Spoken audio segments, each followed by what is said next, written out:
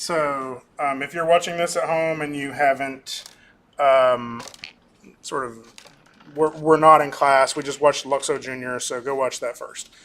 Um, so, I'll talk to you in a minute about why we watched that. But first, I wanted to introduce you to these old guys.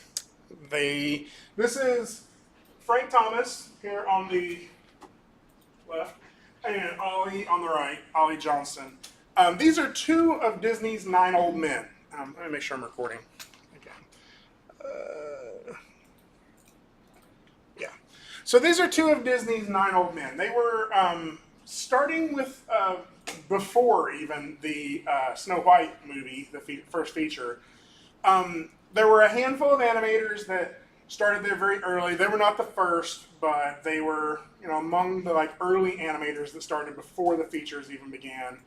Um, and very quickly became adept at this, right? There were a handful of others, and they were just sort of these trusted animators that Walt Disney worked with.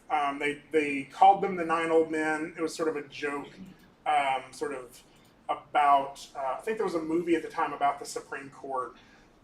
There's the nine justices of the Supreme Court. It was something like that. And there was kind of like a pun about that doesn't date well. Right. So we're talking about them today for a specific reason. If you get a chance to watch it, you should watch this movie, right? Frank and Ollie. In fact, not this coming Friday, but maybe a future Friday, I will bring this in. We can watch it. This is just a movie about their life, right? The movie about their life isn't the most important thing about them, though. The most important thing, at least for us, for what we're going to be talking about today, is this book. Anybody own this book? Okay. If you're in the animation concentration, eventually you will feel compelled to buy this book. Not because of me, but because it's historically significant. This book was written by Thomas and Ollie Johnston, right? They're best friends. They lived right next door to each other their entire life. You've heard me talk about them in the past. And after they retired from Disney, they were still living next door to each other, hanging out every day. And they're like, you know what? We should write a bunch of that stuff down. Because they are part of that group that pretty much defined how animation works. They went through, they figured out all the bugs, figured out all of the things that could cause problems, and all the things that made animation successful. And they were like, let's put all that down on paper, right? Now, this wasn't new. It wasn't like this is the first time somebody had written it down. Disney had internally a whole bunch of classes that they would teach. But basically, what they decided to compile was the history of what they had learned. And then in one of those chapters, and I believe it's chapter 3, they wrote the 12 basic principles of animation. And what that was whenever they hired a new animator, what did they have to teach them? Right? What was the things that they had to learn that Frank and Ollie and all the rest of the animators had learned sort of the hard way through trial and error, right? So what we're talking about today is going to be those 12 principles. Whenever you're, just kind of a quick side note, these two guys, you may recognize them from there. That was actually Brad Bird worked, I think, I always need to double check this, and I never do. I think Brad Bird was Frank, I think he was Ollie's in-betweener at one point. And so he always had all this reverence for them. And he asked them to voice these two characters from The Incredible. At the very end of it, they're the no school like the old school guys. You'll also notice them in The Iron Giant.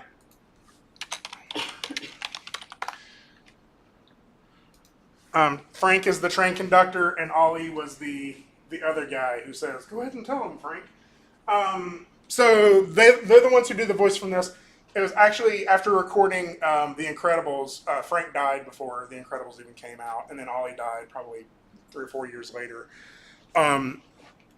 So, sorry, I know that's a downer. But if you're curious about these 12 principles, you don't want to spend the $50 on that book because it's a giant hardback coffee table book. we can just type in animation, and you'll find those conveniently on Wikipedia. Right? Again, the first time this was published, not the first time this was ever said, but the first time this was published was in The Illusion of Life, and that was in 1981. That was the year after I was born. Right? We're going to talk about sort of that timeline pretty soon here in a minute, but when we go through them, they're pretty simple. Squash and stretch, anticipation, staging. What I'm going to do today is I'm going to go through each of these, spend a little bit of time talking about them, and understanding why they're important. Here's the real secret, right? This is the only thing I have to teach you, right? Like, this is enough to fill up 4 years of college. So what I'm going to do, starting today until the day you graduate, is I'm going to reteach you these things over and over and over and over again from so many different perspectives that by the time you graduate, you will actually understand them. By the end of today's lecture, you will not understand them. You will know they exist, and you will start using this set of 12 principles to learn how to animate, right? So I just kind of need to reiterate, this is like possibly the single most important lecture you will hear the entire time you're in the animation concentration. So what we're going to do is we're going to open up this folder I have, and I'm just going to start clicking through some stuff. I'll go ahead and leave it open over here. So principle number 1 is squash and stretch, right? What do you think squash and stretch means? I mean, I guess you could read it right there. All right, what do you think we're talking about, right? Okay, I just see hand gestures. Yeah. Literally just the pulling and squishing of an object. Right, objects deform, right? Objects squash, objects stretch. You'd think that not all of them do, but they do, or not at least to some point, right? Oh, thanks, Windows. Right. So the real question to me is, why is squash and stretch the first principle? In fact, if you read the Wikipedia thing down there, it said the most important principle. Like, things are squishy is the most important principle of how everything in the universe moves. Like, why is that number 1? I feel like it's more like a cause and effect thing. Like, you have, like, because of, I mean, nothing's going to stay normal throughout motion. So, I mean, if it runs into something, it's going to have to look like it ran into something. Because of force, physics, right? Because of physics. Why do I have to take physics? Because we have to understand why things in the universe. Maddie, you were going to say something? I was going to say, like, as far as animation goes, if things are exaggerated, the audience understands what's happening more. So, like, maybe it wouldn't actually squash like that, but the fact that it does that, like, the audience is like, oh, it's bouncing, even though in reality, it's like not actually hitting an object. Yeah, I think you're both onto the right point here, right? Squash and stretch is the mechanism, the language in which animators can convey the laws of physics, right? So we have this ball that's traveling on our screen from right to left toward a wall, right? And it's going to impact that wall. Actually, let's look at it. No, I'll look at that in a minute. It's going to impact this wall, right? It's traveling with so much energy. When it hits that wall, something's going to happen to that energy. Now, we know from the laws of physics it can't be created or destroyed. It's not like, oh, energy went away, right? That energy has to go somewhere. Has anybody ever been in the top of a really tall building and you can feel it kind of swaying a little bit? It's all creepy, right? Like, oh, the building's going to fall over. Anybody go to the concert last night over at the Mini Dome? Like when the dance party at the end of it, like the whole like floor was shaking, and you're like, the Mini Dome's gonna fall over, which is a valid concern. Things that do not bend break, right? If you drop a glass light bulb, it's not going to squash, it's not going to stretch. That energy has to go somewhere. It goes into breaking that object, right? So if you drop a bowling ball, it doesn't seem to have much squash and stretch, right? But it does have a tendency to break whatever it is you drop on it, right? That whole argument with unmovable force, unstoppable object, like brain argument or whatever, that's not a real thing, right? One of them has to change because that energy can't be created or destroyed. Now, in some cases, the energy doesn't break anything or squash anything. It just causes a really stern vibration, right? And both objects manage to stay in the same form. But more than likely, you got some chips out of something or something like that. In this case, this object is not going to break, and because of the material it's made out of. So when it hits this wall, there's really two options, right? The object can either break, or the object can change shape because of that energy and redirect that energy, right? So it loses a little bit of energy to the wall when it hits it, like it's with some vibration, maybe a little bit of heat from friction, right? But really what's happening is that energy that's traveling in one direction has to be redirected in the other direction. And if we were to draw that out, what we would see is that energy kind of going outward in a wave and then back in the other direction, right? It lost some of it to the impact, so it slowed it down a little bit, but that energy was not created or destroyed. And what we're seeing in squash and stretch is the result of the physical forces that cause motion, right? And I think if you had to sum up why squash and stretch is number one, it's because it's the way we convey the physical forces that cause motion. Right? Now, not everything is squishy like this, right? But some of the things that you think are not squishy are, right? That's a golf ball. And if a golf ball did not have a little bit of flex to it, a little bit of bend to it when you impact it, then it would break, right? And golf would be even less entertaining than it is now, right? You'd be like, oh, I just smashed another ball, right? So everything, like things that you don't always think have this squash and stretch do. But again, the most important part of this is that, oh God, I hate iTunes. The most important part is that I hate iTunes. Open with Windows Media Player. Number one principle, I hate iTunes. Anybody know who this is? It's a VeggieTale character. Anybody know which one? Huh? It's Junior. It's Junior. It's Junior Asparagus. He's the one who talks with a little like, hi, bitch. Anyway, he's adorable. I love the VeggieTales, and if you don't, I disagree.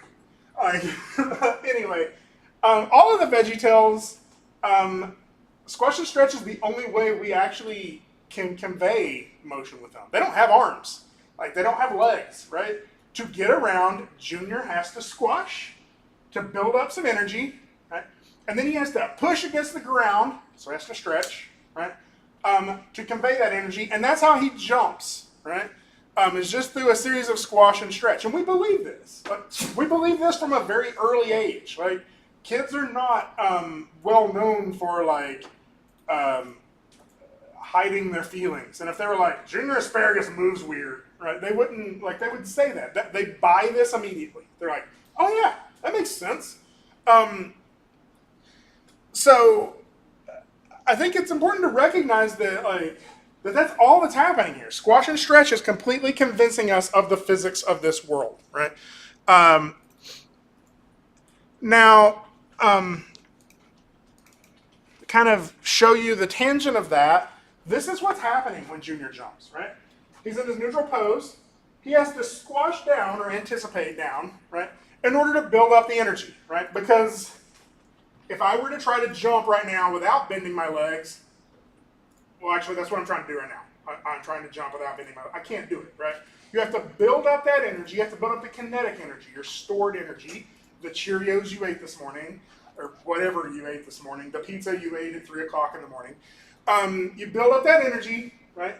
And then you turn it into, you build up that potential energy, you release it as kinetic energy, energy in motion, right? You push that against the floor, and that push against the floor, we incite Newton We're pushing against the floor, so there's an equal and opposite reaction that pushes us upward, right?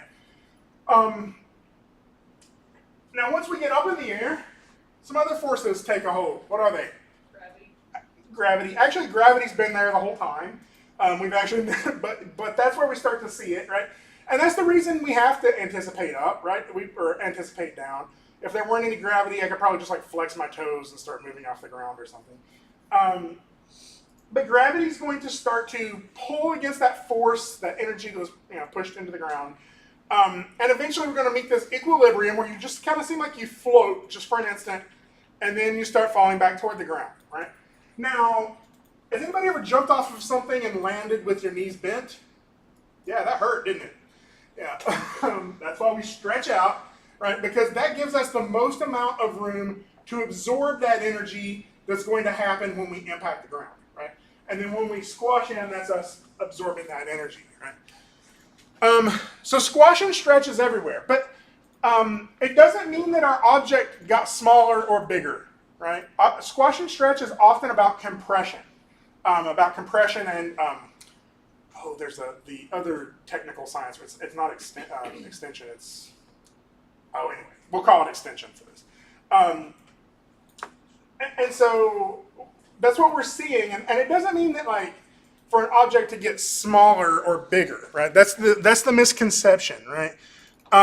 Squash and stretch is often a change in form, right? Our character's head's not getting, a change in like features. Our character's head's not actually changing shape, but his face is squashing in or his face is stretching out in these different facial poses, right? Now, if you want to exaggerate that, we could put a deformer on that head and make it squash and stretch like a squishy ball too, right? But this is where we're seeing it everywhere. Now, and I think I will do this one next. I think it's important to remember that when we say this, we are not talking about just scaling, right? We must retain volume in our object. If we look at this middle sphere, the one that's not squashed or stretched, right, we could imagine that holds so much material. Let's say a gallon of water, a gallon of milk, whatever material you want to put in there, right? Volume, right? Now, when this object squashes, like here, it looks like it lost volume, right? That looks like it has like a half a gallon in it. And then this one over here looks like it has like a gallon and a third in it. And that doesn't make sense. If I could lose weight just by bending my knees, trust me, I'd be hobbling around like that all day long. You can't do that. You retain the same amount of volume all objects do, right? Because matter can't be like created or destroyed like that either. Because matter's energy. Anyway, so we have to retain that volume. When an object squashes, when it scales to be shorter, that means it gets like fatter. It gets more round, right? Or rounded in the center. So that is important to remember that squash and stretch is about volume, not about size. Right? And sort of the last couple of things I'll talk about, we talk about things that we don't think deform because we think of them as rigid, right? And we mentioned the stadium the other night or last night. It felt like it was shaking, right? It does that so it doesn't break, right? And so some things that you think stay pretty much the same shape, like your skull, right? They actually don't. So this is from the. It's a little hard to watch sometimes, right? This is from the slow-mo guys. It's the. I'll zoom in on that. Oh no, there we go. So this is like if you watch the video. I just took 2 screenshots from it, right? It's a super slow motion video of somebody getting hit in the head with a soccer ball. And then you look at that second picture, you're like, well, is this family okay? Like, how did they take this? I hope, was he in the hospital for like 6 weeks after this? No, like he just goes, right? If our skull did not bend like that, it would break, right? And then little shards of our skull would pierce our brain. That's not good design, right? That's not a good way for our skull to be built. That's actually, if you look at skulls, they got little fractures, little cracks all in them because they're built to have a little bit of bend to them, right? He was perfectly okay with this. I mean, I'm sure I gave him a little bit of a headache just for a second. Our skull is built to do this. Little things like, I guess this also goes back to the golf ball, right? Is that we don't see that frame, right? If we're watching this in real time, where that guy gets hit in the head, we don't our eyes don't catch that and say, oh, did you see how warped his skull was? But if we look at it in slow motion, it has to happen. There has to be a little give there or it would break, right?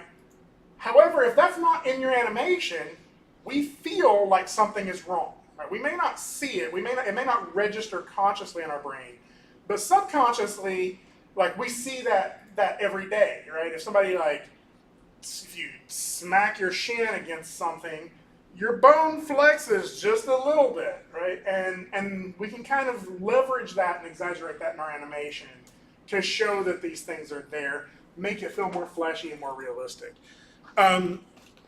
So, squash and stretch, really important. Write it down. Actually, don't worry about writing it down. I'm going to, as we go along, I'm going to start making you use these words to communicate, right? Because when you talk to another animator and you're like, oh, that doesn't look right exactly, it's because it needs to have more, right? We just talked about the word, right? And the more you can start implementing those phrases into your vocabulary, the more you can communicate with other animators. More importantly, the more I can communicate with you to tell you how to improve it, right? When you sit down and you're like, what do you think of this animation, Marlo? I can say, it needs more stretch on the contact. And that's 5 words or something. And your brain will put all that together and be like, oh, I get it. I can fix that now, right? And so learning these words, it's the vocabulary that animators use, right? So let's move on to the next one, anticipation. So anticipation is pretty much kind of connected to this, but I like to start it off with a comic. Why can't I zoom in on this?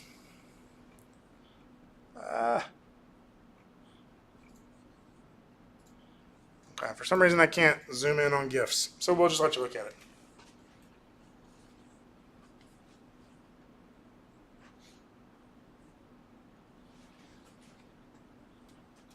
I'm a slow reader, so I'll give you all I want to talk about this second panel, right? Usually, Calvin and Hobbes comics are awesome. But usually they're 3 panels long, and instead of doing 3 panels, he used one large panel for that last piece, right? But let's say there was a third panel that's after this. What would be in that third panel?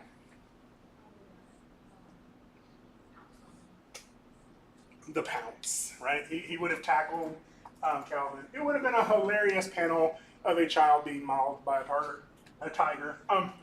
It's that one's not necessary, right? Because we imagine it. Actually, that's where some of the humor comes from, is we imagine what's going to happen as a result of this anticipation, right? This is, and we can read that. Everybody in here knows, oh, that's funny. He's gonna attack him, right? And of course, it's a stuffed animal. But how do we know that?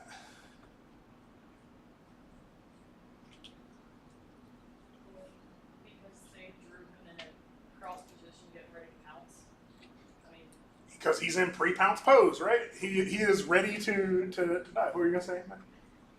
Basically the same thing in body position. All right. So we can read anticipation poses very clearly, right? Anticipation, you even saw that word earlier, right? And the jumping animation. It's the squash is the anticipation to the push-off of the jump, right? Anticipation is the action that precedes the action, right? It's a good example of this is a baseball pitch, right? The anticipation is the wind-up. The throw is the actual action, right? And so the interesting thing with this is a lot of people just assume anticipation means you go in the opposite direction before you go forward, right? Like you go backwards before you go forwards. You go down before you go up. You go, left before you go right. Whatever. Like you, and that's not always true. And so I want you to think of it's often true. In this case, it's kind of true. Like you have to pull back before you throw it forward. Right? But that's not really what makes it the anticipation. Is the direction. What makes it an anticipation is that it's a clue to the audience to pay attention. Just like you could look at that Calvin and Hobbes comic and know, oh, he's getting ready to pounce, right? If I were to just show you this drawing, you'd be like, oh, she's going to throw the ball, right? And so anticipation clues in the audience that something is getting ready to happen, right?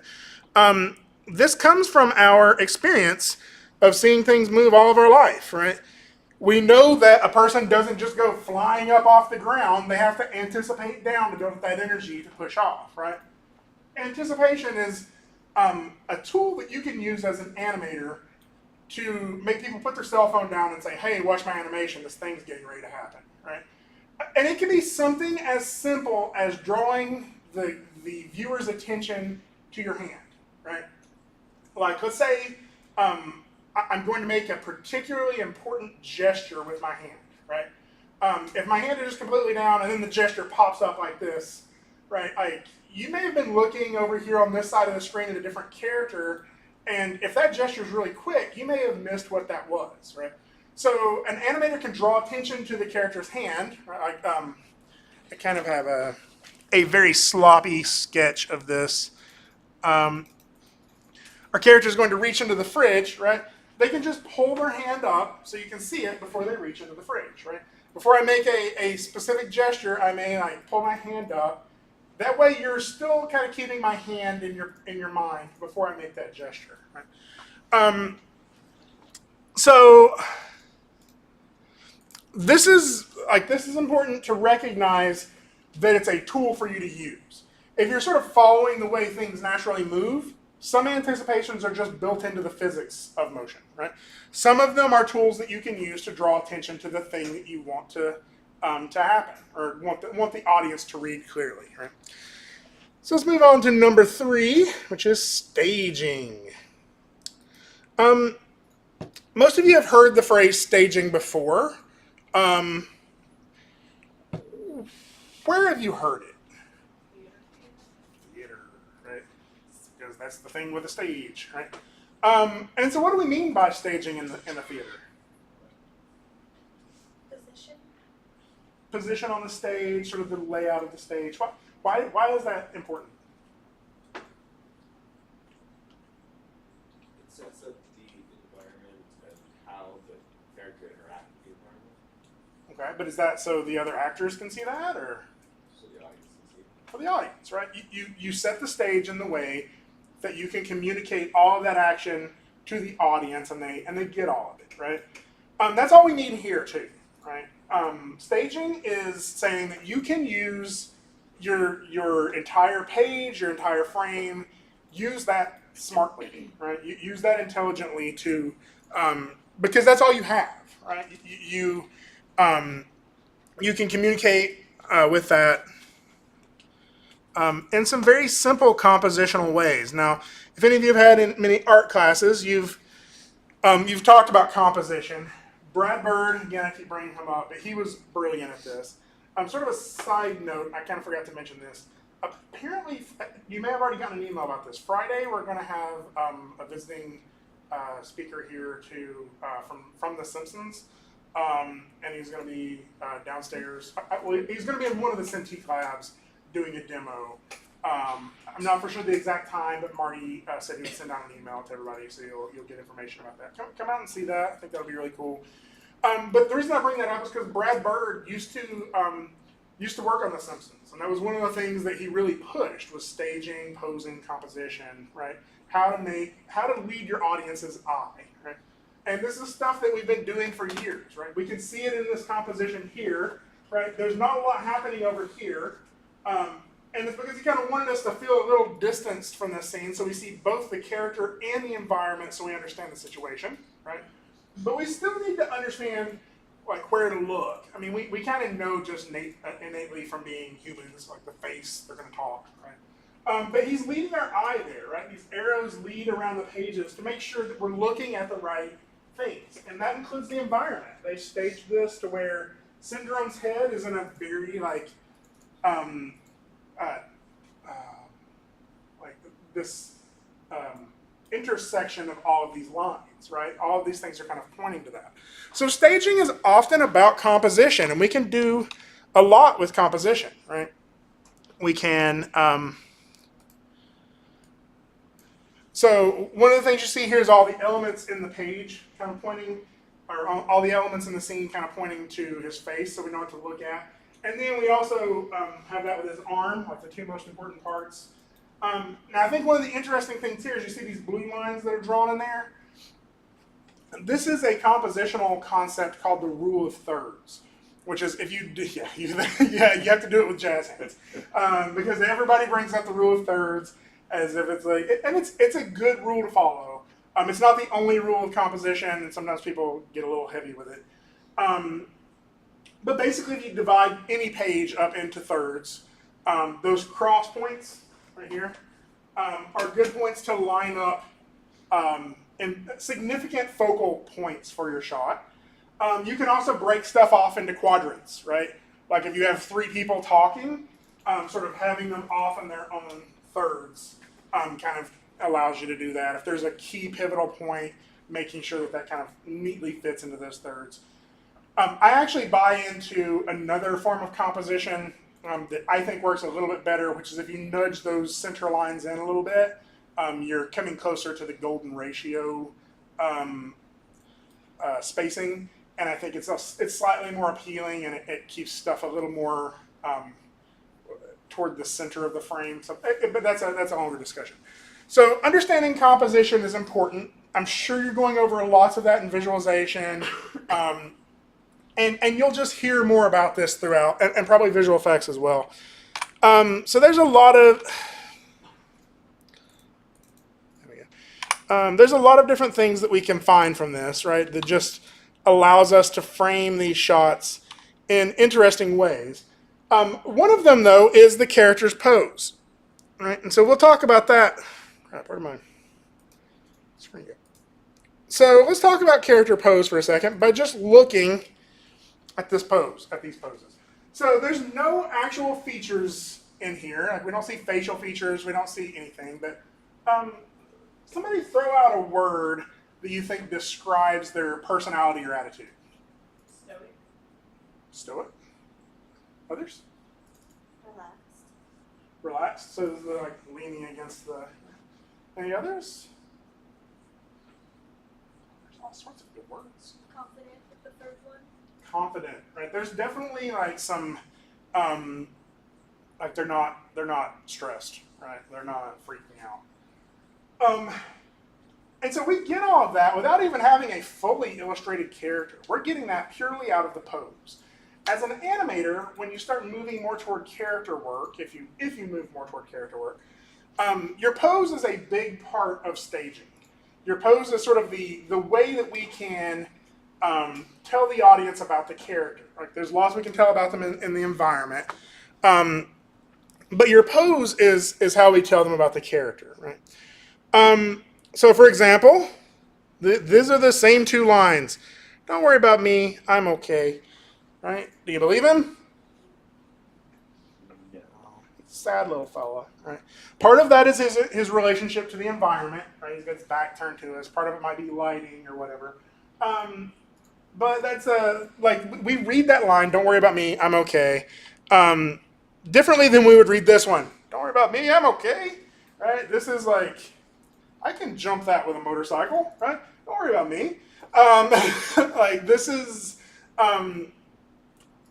mainly based off of the pose and the character's relationship to the environment with the pose, right?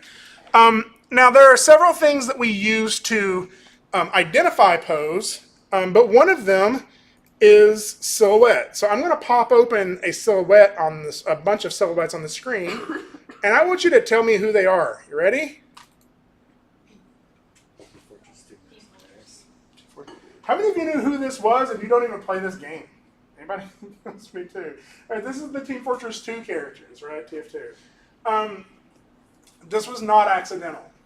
The character's silhouette, I can pop up silhouettes all day long. You can pick them out. We are silhouette spotting creatures, right?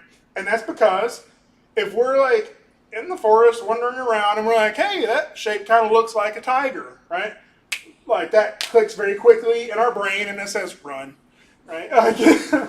Versus that shape looks tasty, right? Like like we were able to spot these things really quick with our eyes. Our brains pick out shapes really quickly. And sometimes silhouette is the only way that we can communicate something, right? So, for example, this silhouette, like, it's very unclear, right? Like, is this character, like, texting somebody, or is he picking belly button lint? Like, what is he doing, right? And he's actually just sort of gesturing outward. We just can't see the gesturing hand, right? So if we break up that silhouette and sort of clarify that shape, then it's a lot easier to read that silhouette. Now, later in the animation fundamentals class, I have a very intensive lecture on posing. But posing, for the most part, contains silhouette, line of action, and contrapposto. And so contrapposto is sort of the angle of your shoulders to your hips, your countering posture. And line of action is sort of the line that we can draw all the way through our character. And you saw that kind of briefly referenced in this pose. Like that green line that flows through our characters is their line of action, right? Okay. Next principle. Where are we at? There we go. So we've gone through staging, straight ahead action, and pose to pose. Now, this is why the 12 principles gets a little confusing to people, is because it's not a series of rules, right? It's just all of the things they learned, right?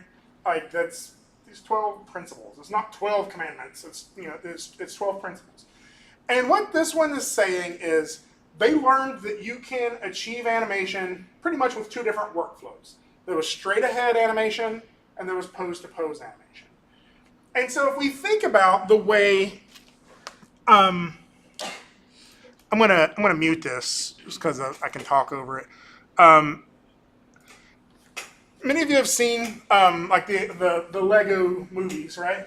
But these kind of started off from Lego stop motions, right? So stop motion is straight ahead animation. You take a picture of the character in one pose, you move it a little bit, you take a picture of the character in that pose, you move it a little bit, you take a picture of the character in that pose, and when you play those back, it seems like motion. This one's actually really funny.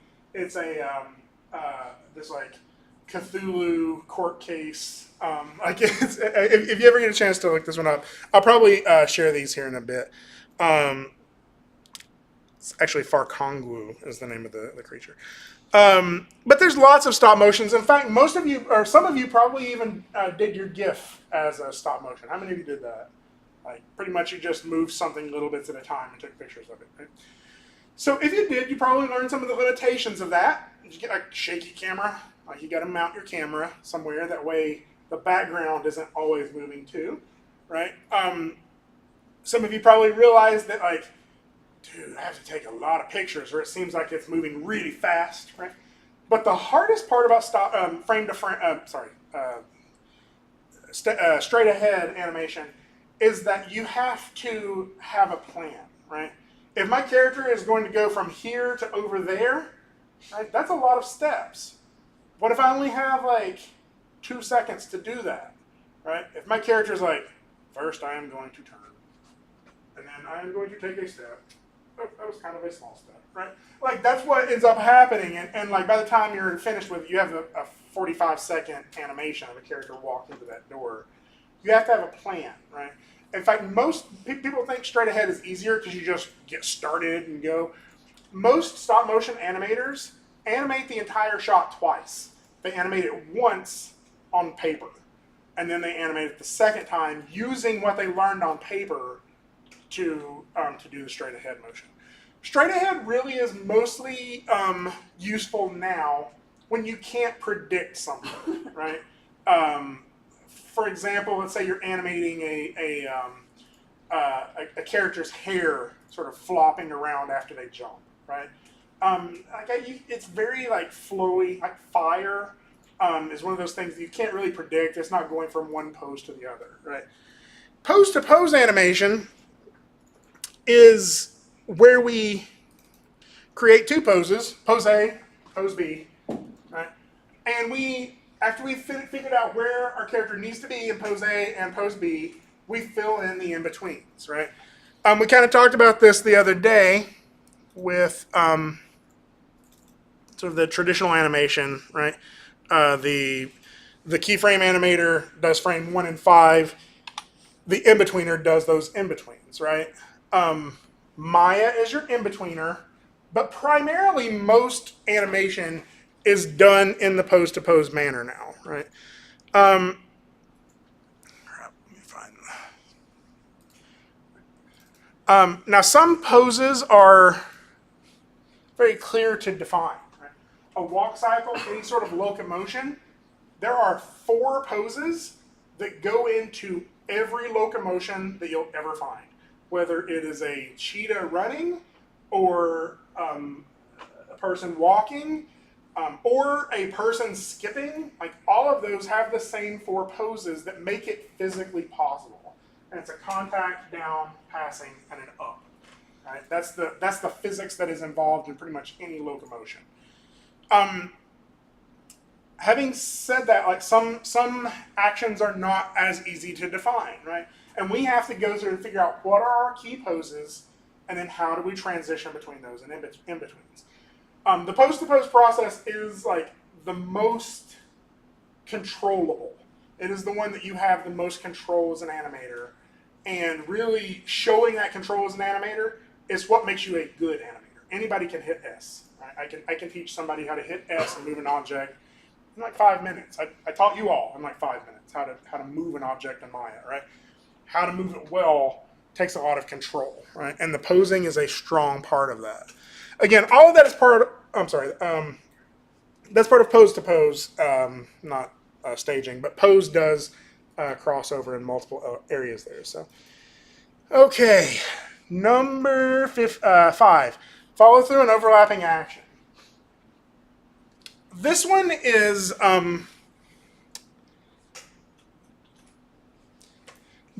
most easily defined simply by saying not all objects in a system start and stop at the same time, right?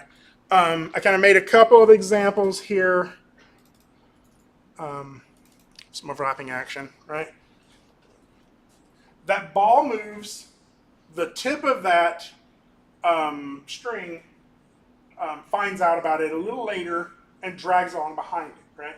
So the ball will stop on that side, and then, well, actually when it moves a little faster, you'll see that the ball will stop, and then after that, the string kind of follows through from that, right? So it comes through after it stops. So that's really what we're talking about, follow through and overlapping action. It's weird because there's like 5 different phrases that people will use to refer to this. There's follow through, there's overlapping action, there's overshoot, there's drag, there's successive breaking of joints. All of those are really kind of referring to the same thing. Drag is how that string is dragging along behind it as the ball moves, right? It's dragging along. Overshoot and overlapping action is how that overlaps and comes past. Overshoot and follow through is how that follows through, goes past the end location, right? And overlapping action is how not all points of the string get there at the same time, right? So we can use that phrase kind of interchangeably, but what sort of material do you think that string is made of? Probably something light. It's definitely flexible, right? Maybe yarn. I don't know. I guess it also depends on how big you think this is, right? But it's very like slow in how it settles, so it's either big or whatever. Versus this is actually the same animation with just a different tension on that. What does that look like? Wire, like a TV antenna. What do you say? Pasta. Yeah. Yeah, it definitely has like a springiness to it, right? Now there's overlapping action in this too. You'll notice that it does drag behind, and like that sudden stop causes it to jiggle a little bit, right? But these definitely read as different materials, right? Overlapping action lets us tell something about the material as well, right? We see this a lot in any chain, right? So when we have like, this is an exercise I use in future projects, right? Any limb, your arms, your legs, whatever, that's just a chain of joints. And the overlapping action is something that we'll see a lot in that, right?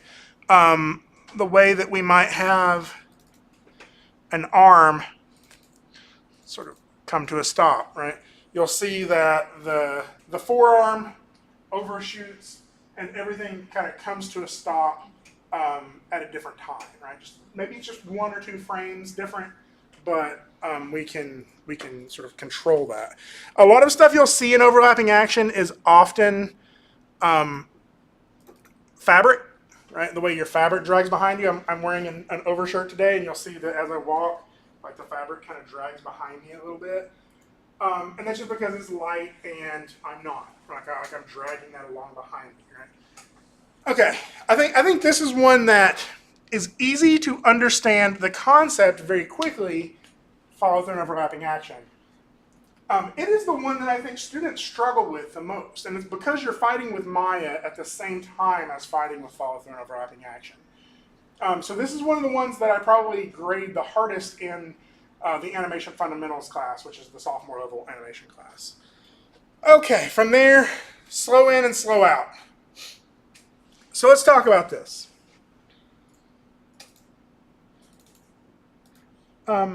You'll hear me use the phrase ease in and ease out quite a bit. And for some reason, that's just the way I always learned it, was ease in and ease out. A lot of times in animation, you'll see that phrase used in the software, ease in and ease out. Right? But this is the tendency for an object to accelerate or decelerate, not come to a sudden stop or slam into motion. We will learn how to manipulate this. There are times where you want it to feel like it comes into a sudden stop, like it slams against the wall or the floor, right? And there are times where you want it to feel like something knocked it across the screen, right? But all of this is very specifically controlled with a curve, right? If we were to, and we'll be talking about this with the bouncing ball here very soon, right? The way that curve depicts the object's location over time is going to change how that object feels to ease in and ease out. We looked at the graph editor in last class period, but you can see the results of that. Right? You can see, this is a great illustration of this. Just how you have, this is just a side-to-side motion. How you have your curve set up changes how that ball moves from one side of the screen to the other, right? This is how animators have full control of the motion. And what you're really controlling is the amount of space the object moves in every frame, right? So we call that spacing. I made this quick little video here. It's just 10 frames of an object moving from one side of the screen to the other, right? All of these objects are going from the same left position to the same right position in 10 frames, but they're all moving differently. And if we look at this, I just want to kind of look at them quickly here. We notice this bottom one feels like something knocks it forward. And that top one feels like it's just moving like this perfect even line across there. Right? It's very mechanical feeling, right? And then hopefully this one in the middle feels like it kind of slams into that wall on the other side, right? It's kind of moving slowly at the beginning, it's slamming into the wall. And we'll realize that the only reason that's happening is because the distance the objects are traveling each frame. It's 10 frames for all of them, right? But the amount of space they travel in each of those frames is different.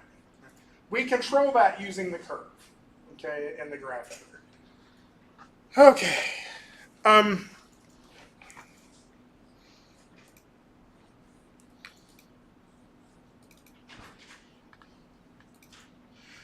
so our next principle is arcs.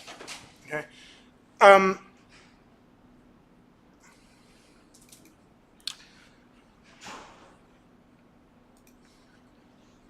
when we talk about arcs, what we're really saying is that it's a very simple sounding principle, right? Arcs, right? What we're saying is that objects have a tendency in the natural world to travel in an arc. Okay, so this bouncing ball is a good example. Like if you just bounce a ball along the floor, you're going to see that it travels in an arc. Why? Why is that ball not traveling in like this straight like a capital M? Like why is it not bouncing like that? You have the build up and the fall of gravity back up to the earth.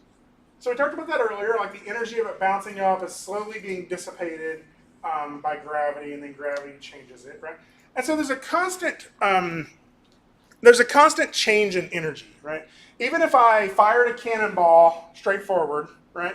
At first, it's going to seem like it's traveling in a straight line because most of the energy is from right behind it, right? But over time, it's going to eventually arc because gravity is going to continue to pull on it. It's going to lose momentum, and eventually, it's going to sort of arc into the ground and bounce, right? However, like we're not always animating bouncing balls. We're often animating creatures, humans, like living things, right? Um, and so those have a tendency to move in arcs as well. This is actually from an animated feature that's coming out pretty soon here. And so you'll see that like there are tons of little arcs that are happening in here. Even his nose kind of travels in a little arc. I think this purple one, if I'm not mistaken, is his belt buckle, and then the blue one is his hand. Okay? And of course, like this is an animation. You're like, oh, maybe they just put arcs in there to prove that arcs is a thing. The reason arcs exist in creatures, the air conditioner just go off. The reason arcs exist in creatures is most of our movement is based off of rotation, not translation, right? And that's true for almost all animals, right? If I need to move the end of my finger from pointing down to pointing up, notice that that happens in an arc, right? And the reason that happens in the arc is because I'm pivoting at a joint, right? I'm pivoting at my shoulder joint here. And that means the tip of my finger is going to travel in a curve, right? Like circumference of that length of my arm, or radius, I guess, a little more. And so that's why everything kind of naturally moves in arcs, right? We see this all over natural movement, right? I love this picture, but like you can see the arcs happening from their motion, right, in this fight because it's dragging that water along behind them. This is everywhere.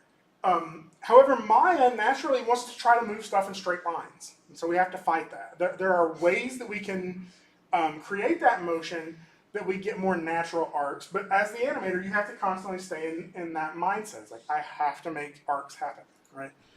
All right. Moving on. 8. Secondary action. This is where... Oh, what's happening? Can I have VLC on here? Really? Okay. Give me 1 second. Let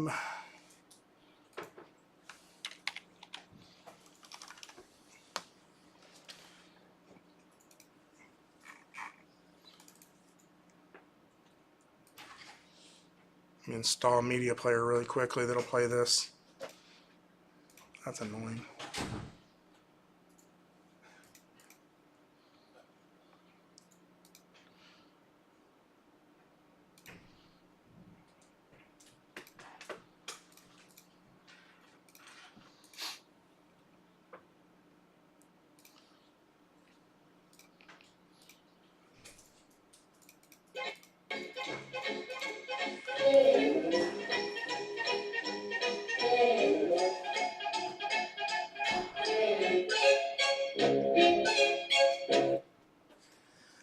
Okay.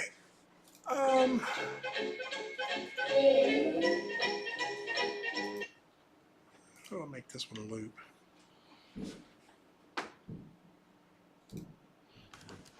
So when we watch this animation, is that somebody on the roof? That means the air conditioner's off for a reason. That sucks.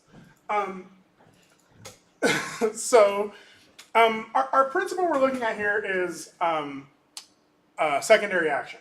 Okay. So how many of you know who this character is? Who is it? Charlie Chaplin. So Charlie Chaplin, interestingly, is the actor, but not quite the character. We kind of associate them the same. This was one of his main characters that he used for everything, though. So most people just see this as Charlie Chaplin. The character that he did here was the tramp, right? And but it is Charlie Chaplin is the actor, and you'll hear animators refer to Charlie Chaplin all the time because he was like a living animation, right? So what is he doing in this? Like, what is the primary action that he is doing? Walking, right? We all do that. Half of you had to, walk across campus today. The other half of you at least walked from the parking garage, right? And so he's walking. That's his primary action. His secondary action, though, what are some other little things he's doing while he's walking? Smoking. Getting hit by bricks. Getting hit by bricks, as we often do. So he's doing a lot of little things. He does that weird little flex of the cane. I love that he gets some garbage thrown on him, and he does this little dusting off of his shoulder. Right? So walking is a primary action, but has very little character to it usually. We all walk. All these little things that we're seeing in secondary action add to Charlie Chaplin's character. And the character of the tramp was a very specific personality. He was effectively just a nearly homeless dude. He was constantly searching for a place to sleep or searching for food or whatever, which isn't very funny. But he's doing it in a way as if he thinks he's a upper class dignitary or something, right? He does everything he does, even if it's stealing food. He does it with this air of pride and dignity, right? And so that is the thing that makes Charlie Chaplin funny is not that he's down on his luck. It's that he has that same pride we all have, right? And so when he this is stealing this directly from Ed Hooks. When Charlie Chaplin steps in a bucket, right? He doesn't start fighting with the bucket and oh, I got my foot in the bucket, right? The first thing he does is look around to see if anybody noticed if he stepped in a bucket. It's about pride, right? And the best way to accentuate that is to put a proud character in a really downtrodden situation. And that's all of the humor for 30 years of Charlie Chaplin films come from that one personality element. But the way we know, there's no sound in this. These were silent films, right? There's music playing in the background, but he doesn't talk. If he does talk, it's text that shows up on the bottom.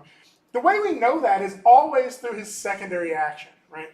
It's the little bits of actions that tell us something about the character's personality or mindset or whatever, right? So that little dusting his shoulder off, the flexing of his cane, even the way he kind of moves his hips and holds his hand when he walks, all of those are reading as dignified individual who is walking through this really rough alleyway, right? So secondary action is any action that adds to the primary action, right? The primary action may be an arm, a squirrel jumping. The secondary action is that tail dragging along behind it, right? It tells us a little bit about that character's physicality and personality, right? Because the way that character moves its tail is going to say something about it. My favorite example of secondary action is Celia May. Because her primary action may be with her head, she may say something or wave off like Mike Wazowski, but all of those little snakes do something different, Right? Every one of them will be like batting its eyelashes, and the other one will be like skeptically looking at him. All of that is secondary action that is adding to Celia's primary action, right? This is kind of this is just like a layer on top of your primary action that adds character or personality to it. Okay, so let's move on a little bit. Timing.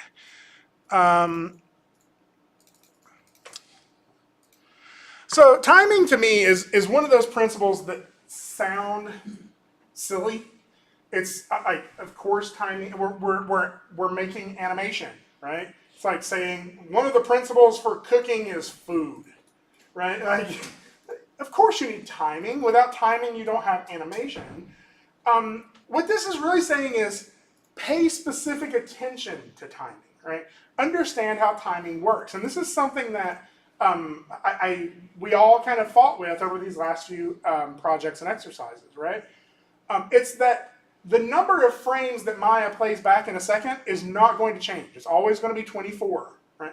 If you want something to happen faster, you need it to happen in a fewer amount of frames. If you want it to happen slower, you need it to happen in a larger amount of frames. And so stretching out where your keyframes are controls that. So again, this is first principle. Oh, open with Windows Media Player. This will work. So in this video, this ball is traveling from left to right. Takes it 10 frames to get from one side of the screen to the other. And so when we talk about this, like we would say it's moving relatively fast, right? If it was doing it in 2 frames, it would just feel like it flickers to the other side. But it is like, it's traveling relatively fast from one side to the other because it only takes it 10 frames to do that, right? My keyframes were on frame 1 and 10, and that's the motion I got out of it, right? However, same animation, I just stretched those keyframes out, and this is what that motion looks like if it takes 100 frames. Right? Timing is understanding that you are working in the currency of keyframes, right? You have these number of frames that you can make something happen. And sometimes an action looking correct is the difference in one keyframe. Like it may be that motion needs to happen in 4 frames instead of 5, or that motion needs to happen in 22 frames instead of 21, right? And like the problem with that is we become very snowblind to that, right? An example of this is if I ask you like what color this wall is, what would you say? White. Yeah, kind of white, right? Particularly, I'm sorry, I'm forgetting your name. You're not looking up, so I don't know. So your shirt, right? So not the red part, but the other part is white, right? I'm sorry, I forgot your name. So what is it one more time? Emily. Okay, I'm gonna try. So I was just using anything that's like white as an example. This piece of paper is white, right? But if you were to take a picture of this and go in there with your Photoshop like eyedropper and touch that, right? Same with the shirt, same with the wall. You're not going to get white, right? You're going to get sort of a yellowish color, or you're going to get like maybe some blue on here, or whatever. There's going to be color in this. Our eyes sort of correct for that, right? We see these colors, we say, that's white, right? Because we've adapted our eyes over time of sitting in this room, and we can sort of auto-correct for that. Our eyes will do the same thing for timing, right? And so when you're doing your animation, if you sit there and stare at your animation for like 5 or 6 cycles through it, you'll be like, that's looking better and better every time I watch it. And eventually it'll look right to you. And it'll feel even though it's too slow or even though it's too fast, it will eventually look right to you. And you have to kind of learn to correct for that. All right, I'm going to move on. I know we have a lot to get through here. So, exaggeration. This is the part where everybody is falling asleep. Right? This is the part where I wake you up because this is the fun part. Ready? Exaggeration. I'm going to open up an image on the screen, and you're going to tell me who it is. Okay, ready? Here we go. 1, 2, 3. Bruce Willis. How many of you think it's Bruce Willis? How many of you think I'm trying to trick you? How many of you recognize this as Bruce Willis? But some of you are like, who's Bruce Willis? I said that the other day. I was like, oh, not Tom Selleck. The guy just, never mind. So some of you may not recognize Bruce Willis just because he doesn't act in a ton of stuff anymore. But this is not a photograph of Bruce Willis, right? This is what? Caricature, yeah. This is somebody who took the features of Bruce Willis and exaggerated them, right? So this principle we're looking at right now, number 10, is exaggeration. Right? So let's do it again. This is a lot of fun. Ready? 1, 2, 3. This is Stallone. Which Stallone? Like, what's this from even? Rambo. This is Rambo Stallone. This isn't Rocky Stallone, right? But that is not a sustainable human anatomy, right? Like, that is like, but we can still recognize this as Stallone, right? And the reason we can is from exaggeration. A couple more of these. Here we go. Ready? 1, 2, 3. W. There you go. Not HW. W. That's Captain Texas. Captain Texas. So we caricatures, especially political cartoons, are very good at this, right? I always need to look up the reference for this to make sure. But I've heard it quoted before, and I've seen other studies on this. More people can recognize a caricature of Prince Charles than a photograph of Prince Charles. Like, why is that? Like, how can you all recognize that as W? File name. Let's try one more. Ready? Bill Murray. Yeah. Bill Murray. Caddyshack Bill Murray even, right? How? Like, how are we all seeing that? Because it takes the most recognizable parts of a person's facial features and makes them even more noticeable and stand out more. Right.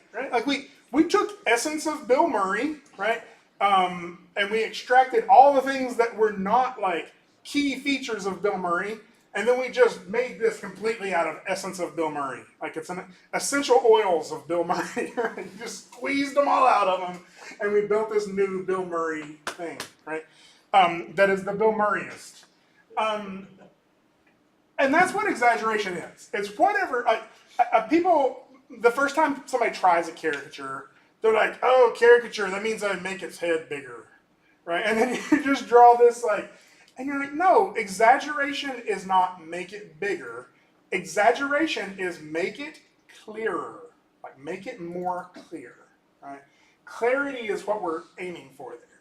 And that's true in exaggeration for animation, right? When we have something that, like Bugs Bunny, who is extremely exaggerated in some of his poses, right? That is obviously bigger, right? That is like surprise, cranked up to 11, right? But it's not always just pushing it. Sometimes, like, the thing we're exaggerating is like the silliness of it. And sometimes the thing we're exaggerating is the stillness of it, right? By making him not move at all, except for those giant eyes and the like water drops coming out of it, right? Like, that is boiling down the essence of what it is this pose is trying to show. This is exaggeration just as much as any of those big, like, flailing exaggerations are, right? Exaggeration is exaggerating the clarity. Now, often that does just mean make it bigger. But I would rather use the phrase push it, right? Like, whatever that is, whatever it is you're trying to communicate, focus on that, right? So, I'm going to keep going. Number 11, solid drawing. Okay. So, some of you are going to be like, solid drawing, we're doing this in 3D. Let's just skip that one, right? We don't got to draw anything. That's why we took this major. However, how many of you like drawing? Well, wrong class. So that's cool. You all like drawing. That's awesome. But we don't get to draw that much in Maya, right? And so that's actually why we watched Luxo Jr. at the beginning of this. I'm very mad at John Lasseter right now for ruining John Lasseter for everybody. But John Lasseter was the main director of Luxo Jr. It was back when Pixar was really just like 3 or 4 people.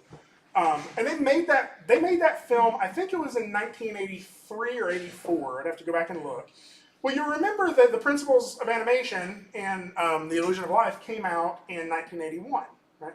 This was just a few years after that. And this was when the computer was becoming technically relevant to the way we made graphics, the way we made computer graphics. The argument in the industry, though, was computers are only capable of rendering environments. Like, they will never be capable of creating realistic personalities and characters, right? Luxo Jr. was a direct attempt to combat that mindset. Right? And so when you watch Luxo Jr. isn't complete unless you actually look up the paper that goes with it. Luxo Jr. Was featured at SIGGRAPH, which was a conference for computer graphics at the time. It still is. Right now it's much more technical than it is like art-based. But that animation was presented with a paper that was called like something like Applying the 12 Principles of Animation to Computer Animated Characters, right? The whole point of Luxo Jr. was to use all 12 of the principles to show this character's personality, right? And that was the problem, because you get to principle number 11 and it's solid drawing, and everybody's like, gotcha! Like, can't do drawing on the computer, it's rendering, right? And so in that paper, he kind of redefined solid drawing as personality, right? When we say personality, we're saying, what is it that makes up that character's personality? In 2D animation, you always had these sheets. Every animator got a photocopy of this, and they kept it by their desk if they were working on Lady, or if they were working on whatever character they were going to be working on. If you're working on Jerry from Tom and Jerry. And you'll see things in these that are specific to the character's anatomy, right? This is the shape of his head. Jerry's head is always a sphere underneath all of that, right? He has ears, he has a mouth and everything, but the shape of his head is always a sphere, not an oval, right?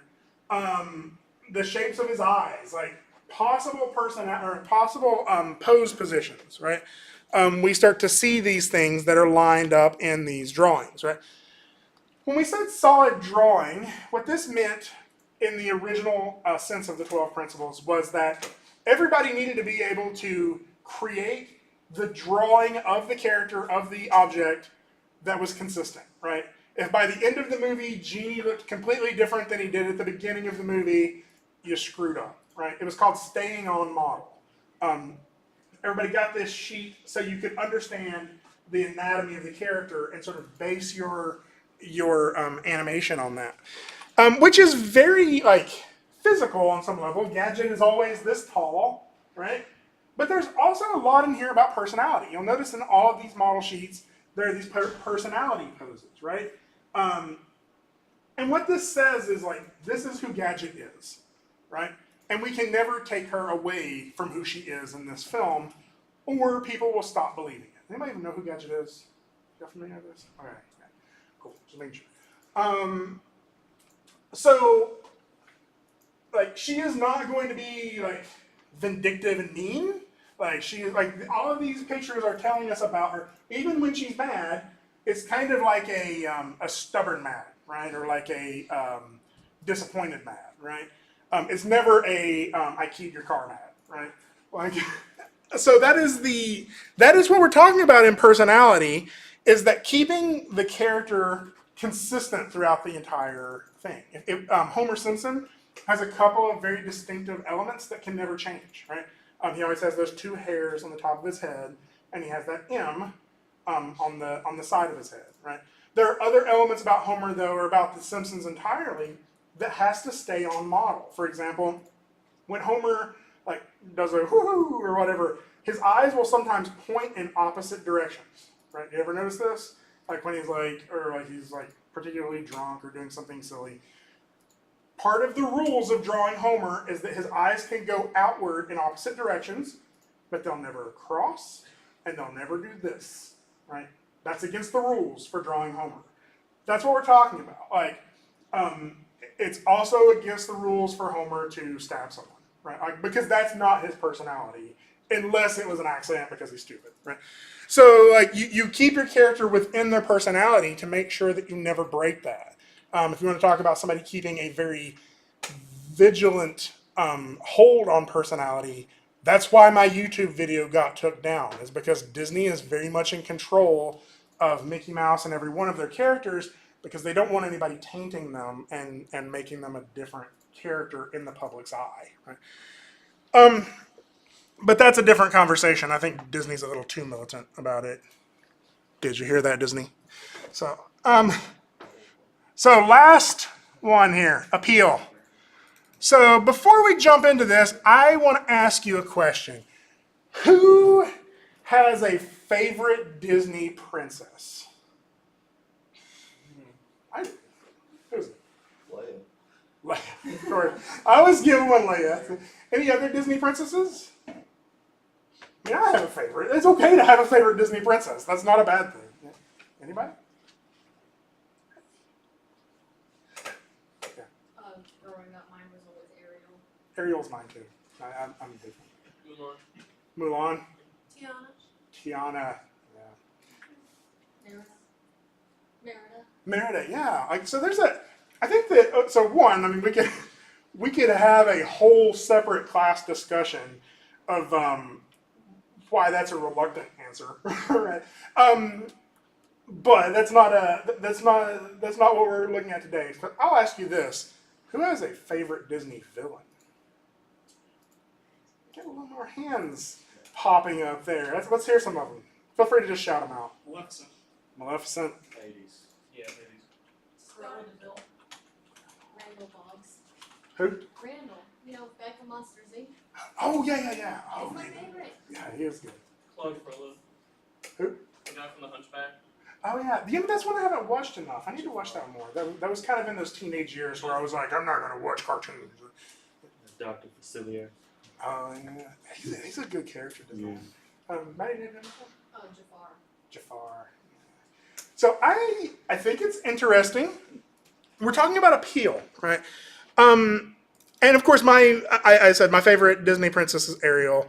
And I just think I think she's a fun character. I think she's well designed in terms of concept art. I think that really, it seems to me like kind of the prototypical modern Disney character is kind of loosely based off of her design. But I've always liked that, like, she's just kind of a naive, person in a scary world, right? And then she's even made more vulnerable, whatever. But I mean, when we're looking at it just from the image perspective, it's all of those things that people want to typically call attractive, right? She's a pretty person. She has big eyes. She has, an interesting facial structure. All of those things, and we think that when we hear the word appeal, that's what we're talking about, right? We're talking about people think appeal equals attractive, right? But when I asked you how many of you had a favorite princess, or if we could have done hero too, although most of you probably can't even remember the names of the heroes, like the male, main characters or male heroic characters, and that prince from what's it's called, it's some prince, right? But when I asked you how many of you had a favorite villain, you all, for the most part, had a response, right? Wrong way. I'm going to talk about mine here for a second, but before we jump into that, why do we have a favorite villain more than we have a favorite princess? The gift to the plot. Like, without them, there wouldn't really be a story unless we were just doing a slice of life thing where we follow them around. Yeah, it's a villain is what causes the conflict often, right? Interesting. Oh yeah. They always have a very distinct personality. personality and their design helps enhance that personality that always like when you see that character, you know what they're gonna be like. Yeah, I think that there's just a lot. I think it's interesting. Frank and Ollie wrote multiple books. Illusion of Life was first. The second one was Disney villains. Right, that's what everybody is interested in. What were you gonna say? I was going to say that I find the villains more interesting because it feels like most protagonists are generally confined to this bubble that makes them likable as a protagonist themselves, but villains have a much wider range of things that they can cover and encompass because you're not worried about making them the likable person in the story. Yeah. I think that the interesting thing is villains have appeal. Right? And I ask you, do you have your favorite villain? And you all say, yeah. And if I ask, well, do you have your favorite mass murderer? Like, some of you will say, yeah. And then I'll be able to advise you to talk to the counseling department. No, that's fine. I actually did. I went through a phase where I was like obsessed with serial killers. Like, I don't think there's anything wrong with that. It's kind of the same thing, right? If I was like, hey, everybody, there's a bunch of hot air balloons falling from the sky and they're all on fire, you wouldn't be like, I don't want to see that.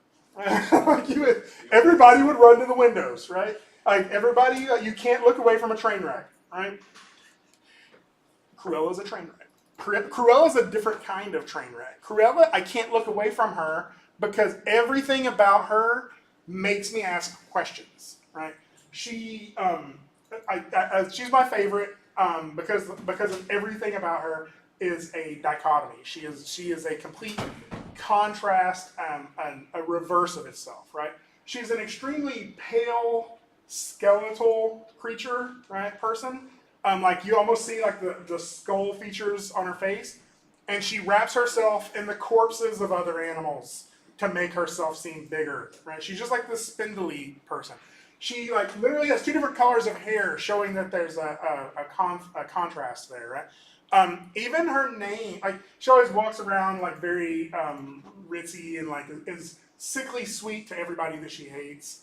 So she's like a lie, like a walking lie. Even her name is Cruel Devil made to sound fancy, right?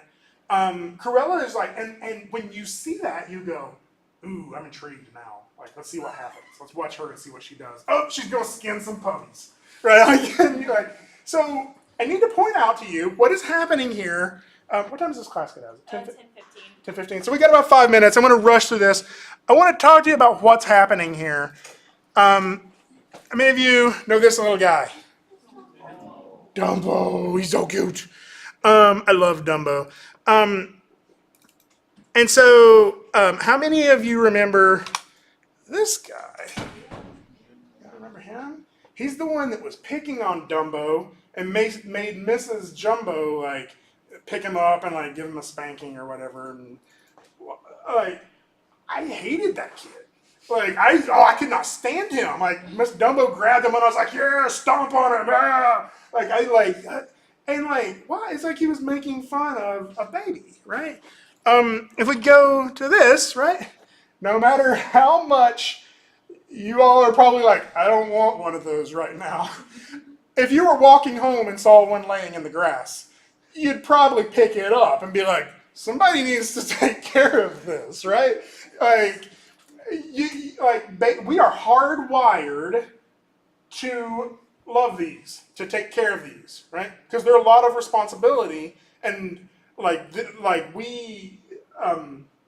that's in our nature, right? To want to take care of babies, and so that means when the animators showed you that, right? And then they had this annoying little brat start picking on it, you got angry, right? You're like, oh, right?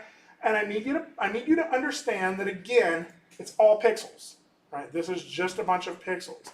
When we're talking about appeal, we're talking about being an animator means you learn how to manipulate people's emotions, right? You learn how to make people fall in love with a thing that is not real. You learn how to make people cry when those characters die, or when those characters are even sad. Like the Dumbo mom scene is like the most devastating scene in the whole entire world, right? And that's one of the things that we're talking about in appeal, is being an animator means you understand how people work, and you leverage that. So I'm going to go ahead and stop it there. It took me all class to go through all 12 principles. When we come back in next class period, we'll go through them in about 2 minutes in a much more concise video. But for the rest of the time, just have a good day. If you feel like submitting some revisions on this this time off, that's cool.